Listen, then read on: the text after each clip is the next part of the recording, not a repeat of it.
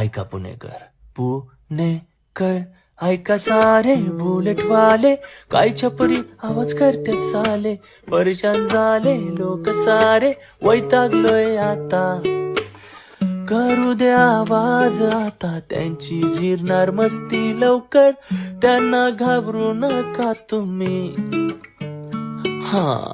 Promise करतो यांचा आवाज कायमचा बंद होईल, बुलेट वाले सावधान रहो.